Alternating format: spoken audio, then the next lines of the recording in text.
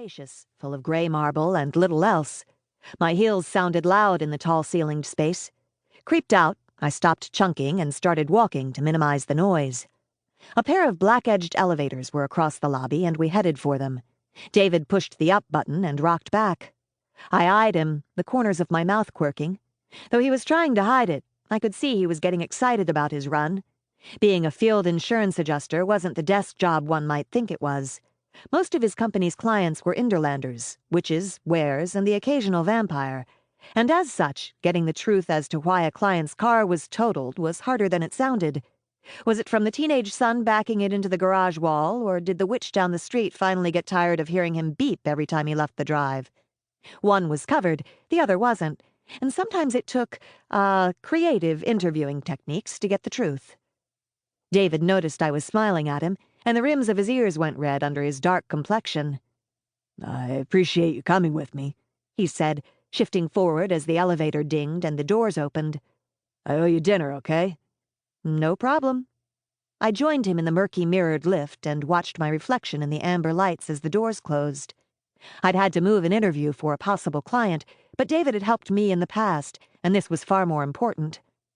The trim wearer winced. "Last time I adjusted the claim of an Earth Witch, I found out later she had scammed the company. My ignorance cost them hundreds of thousands. I appreciate you giving me your opinion as to whether she caused the damage with a misuse of magic." I tucked a loosely curling lock of red hair that had escaped my French braid behind an ear, then adjusted my leather cap. The lift was old and slow. Like I said, no problem.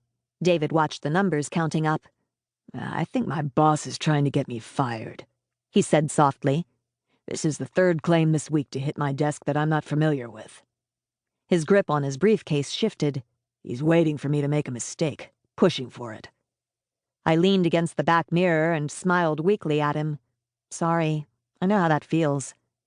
I had quit my old job at Inderland Security, the IS, almost a year ago to go independent. Though it had been rough, and still was occasionally, it was the best decision I'd ever made. "Still," he persisted, the not unpleasant scent of musk growing as he turned to me in the confined space. "This isn't your job. I owe you." "David, let it go," I said, exasperated. "I'm happy to come out here and make sure some witch isn't scamming you. It's no big deal.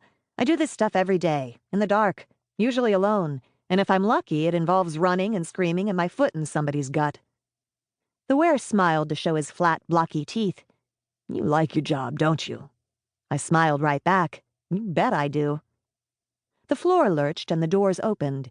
David waited for me to exit first, and I looked out onto the huge building-sized room on the top floor. The setting sun streamed in the ceiling-to-floor windows, shining on the scattered construction materials. Past the windows, the Ohio River made a gray sheen.